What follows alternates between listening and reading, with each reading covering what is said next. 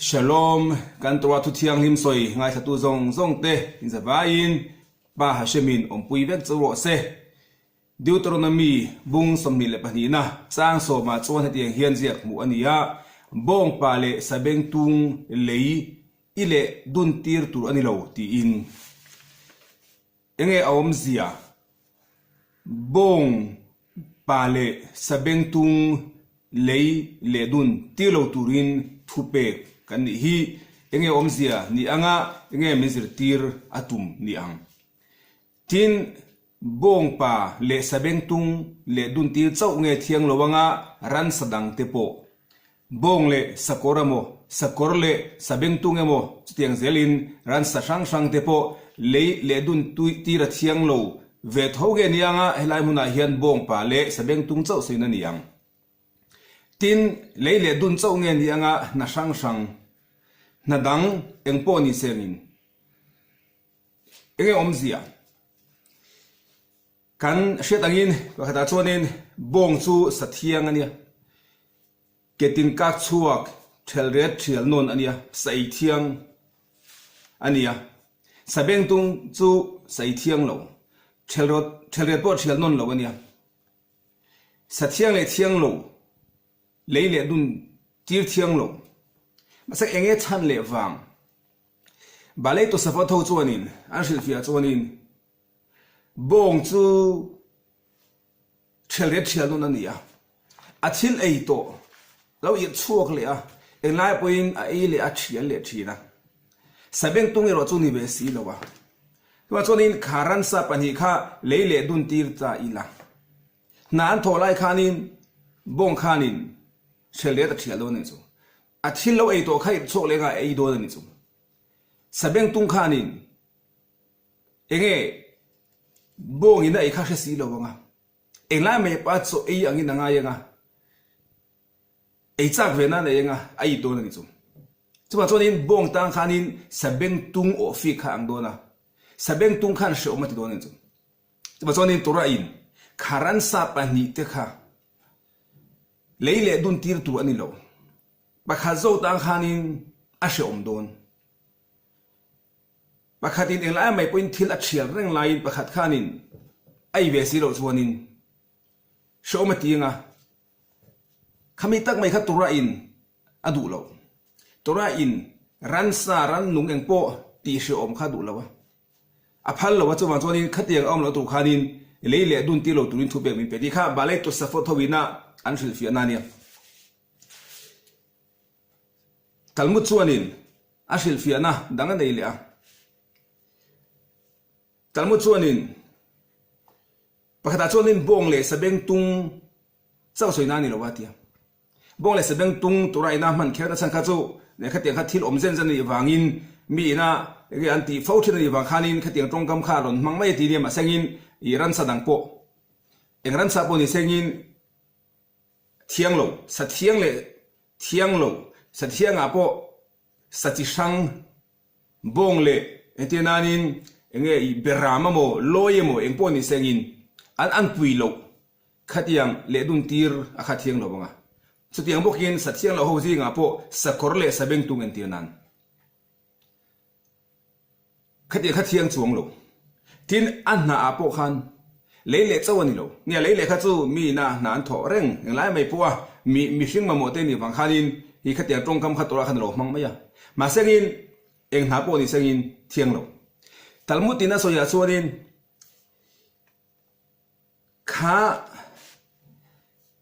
an thodun thian ona chana kha pakhat kha chak sia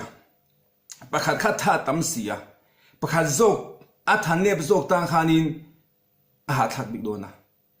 are thei don an tho kha arim bik don ni chu chuwa chuanin khatiang amlo tu khanin tha in ang lo kha leile dun tir tu ni lo na tho dun tir tu ni lo pakha zo ta na shom don har sat na le phurit siam kha tora ida du lo tin tur kan tal mu chuanin a thil fe ni chu chuanin kha thila kha chu kan soya ransa re theina har sat na nat na kan siam te thiang lo tora in ransa ran nung ahum hala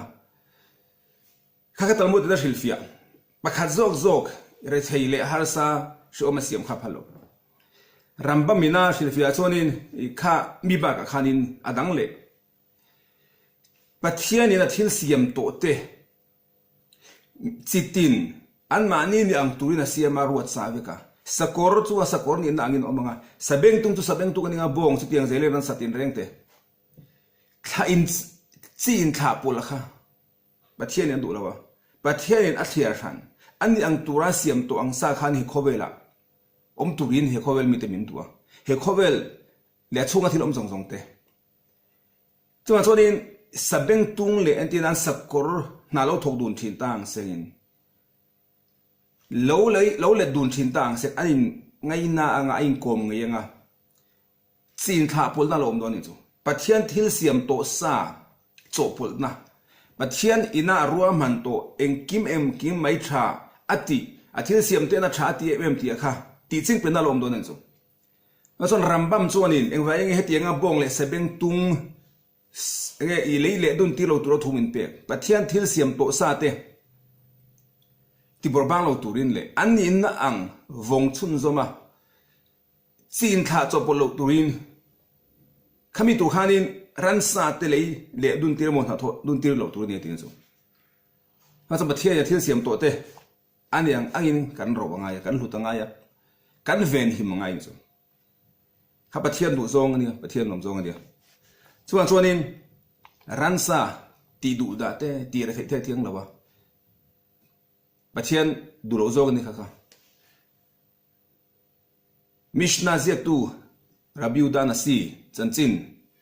talmudina soya chuanin voikhat satal tu turina asatal tur atal don lai na tlan chi a tal hlawi la tlan atlan bawa rabiu dana si le khazir lai to azir lai nge ai nu na sogin abula lo tlanut ni chu rabiu dana si khanin tal tura lo mini tal tura si amania chuma chonin kal meiro ipu nge isatal tu he na chon ti in kharan sa kha lo nol ni chu khalai tang che khanin hanarap tha lutuk mai rabiu da si khanin na torentia rabiu da si kha kum tam tak shom natna na em mai has em mai tore ti chu ran sa chungang gil nei na lan ti lo wa khan lo nem se lo thamon seng lo tuai seng in tiang khanin an huwa dule kaltir seng in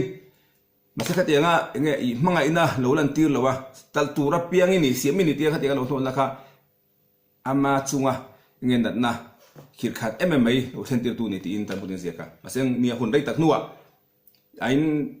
ti fai tu nu in ila ti fai line an nge I in komkara enga moran nung I khatenga thena tumlai khanin zangai I khan om tiro ti in khateng khanin asila khatenga ran nung chunga ran chunga zangai lan tir tang che khanin anat na po khan kim san le entia so chonin ran sa chunga nung cha eng po ni sengin thiang mo thiang lo emo ngil ne na kan lan tira poimo a tira theite na thlen te soi sakte thiang lo ngil ne na kan lan tir kha tora du zogan chu tin chu ba ka nia tuna elul tha kan oma hima ni pathian thuwa kain toi thar lai te kain ti chakhun tu te nia so kan sima kanun kadin siam tha pathian kain namle thun tu nia elul tha chonin la tang po hianin musar haskel kan zir thayanga pathian in ti chakna bong shor andi chuanin nia I tharau lampang soina ninga I ani na sanga thiang ania sai thiang I khamor chu sabeng tung khovel thil enge I ti sa thil soina nia an pani in na thodun ti lo tu leile dun ti lo tu masak enge khan azir tir khovel thil ti sa thil le pathian rong bol nak achopol theilo ti so le lampanga pathian mi ni kan tumanga sa khomi ni kan tumanga mase chuti rolin khovel nom chen na ti sa thila enge I intlan siek na khang kan tel ve kha thiang lo I ti sa nom chen na khang kan enge I kan tal boi ve kha khami le pathian rong bol na pathian do ka thilom dun theini lo maso ni an pani in chu bong le sabeng tung le dun ti to pathian rong bol na kha te la panga chonin ya le tre kha chon sa khuana thei to pin an tia pathian rong bol na chumi rual chon le la panga khovel thila ti sa thila khanin in kim mai kha enge khovel me tiang thobati du na ti chana nei ni chu khatiang ne na pathian rong bol na kha masa thil thei ni lo pathian mi kan ni chon zuda I sel mi kan chon pathian rong kan bolanga du zong kan ti anga khovel ti sathil la chu khovel me tan tinga khovel nom chen na ne khan pathian rong bol na kha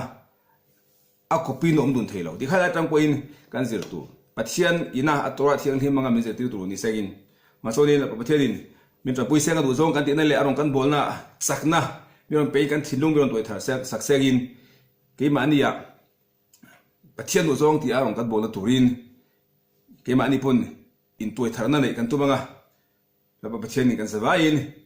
mal miron so me ko se